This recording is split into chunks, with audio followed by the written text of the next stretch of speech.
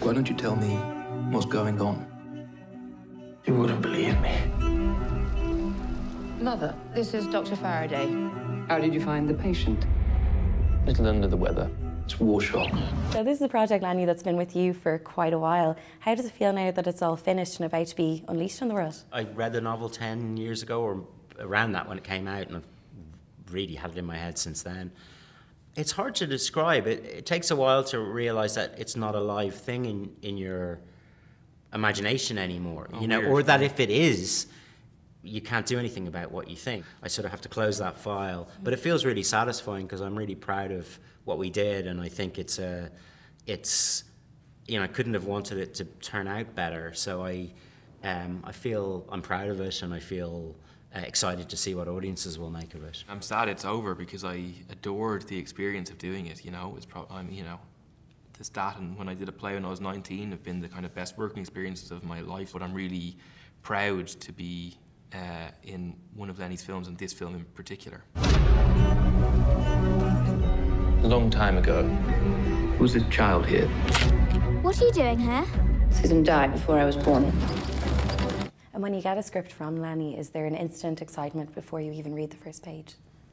100%, yeah. You could just say yes immediately if Lenny sent you something. This one I was particularly glad I read it because we had initially talked about perhaps doing a different character, and I was able to say, well, you know, I know that I'm too young to play him as written, but perhaps there's a version of the film where he can be younger, and perhaps I could play Faraday.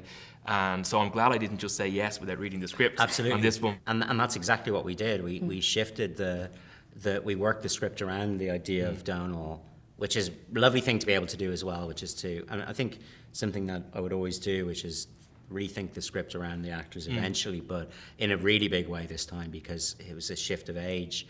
And there are very few people that I would, in fact, I can't think of anybody else who I would have that conversation with and go, wow, let me think about that, as opposed to, yeah, thanks for the idea. I'll certainly give it a think. Thanks for coming in. Thanks for coming in. We'll be in touch. Yeah, no, because Domhnall is also, you know, I knew that he had thought hard about this because he would not just reach for a part because he thought, oh, that's an interesting, you know, he had to know what it was how it would work for him. So I was really keen to talk to him then about how he saw it, and then I got very excited about that idea, and that's what we did. Your mind is playing tricks.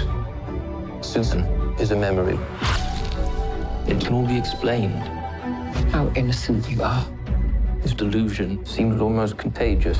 And is it always that kind of a collaboration with you guys when you work together?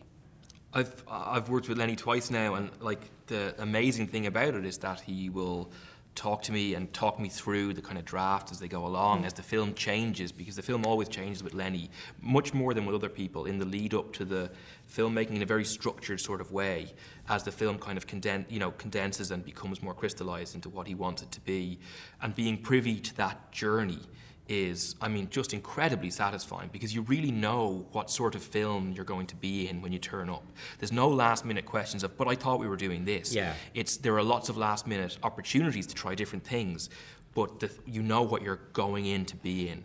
And that's like going to work that way with knowing that in your head, I find incredibly satisfying, and it gives you much more freedom to try lots of different things because you know what sort of, you know the area you're kind of playing in. The danger, I think, in sometimes is that if everything is kind of uncertain, what will happen is that everybody, director and actors, will find one firm sort of rope and cling to it.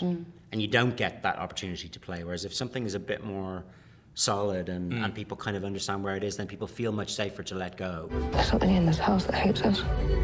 You do not belong here. I mean, the set is absolutely incredible, and it's also quite creepy. What was it like on set? Were you like jumping out at each other? Was it actually? I mean, I wouldn't have been able to resist doing that. With a coffee, like, oh God! No, it wasn't quite that. But it was. Lenny fills the film also with, like, you know, all these amazing actors from the kind of lead cast of Ruth and Will, Charlotte, and Liv, and then all the way, you know, through to like all those amazing kind of older actors who we had in for a while. So the atmosphere of sitting around with all those groups in that house was actually really made me feel very alive. Of like, God, we're doing something really special here. Yeah, you know? because the house was really well designed, and the interior work by Simon Elliott was amazing. Yeah, quite, you know, and it stood. It was all there. It wasn't like you were running into a room and then, you know, before that it had been just normal and then we dressed it for the day. Everything was there. It was all pretty substantial. So you could walk around it. And sometimes between, you know, the night of the big dinner party or the night of the big cocktail party scene, there are lots of times where you're waiting for things to happen and you're sitting around and chatting on those beautiful bits of old furniture and with actors in 1940s clothes. And as Domhnall said, these wonderful older British actors. So there's quite a lot of, like, when you hear the chatter in the cocktail party chatter in the background, it's of such a high level. You know, and we were recording it on the day, and it's not like where you're just trying to cheat later with a bit of blurby stuff.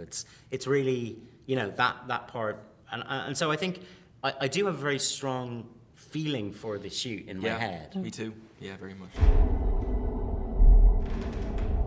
You.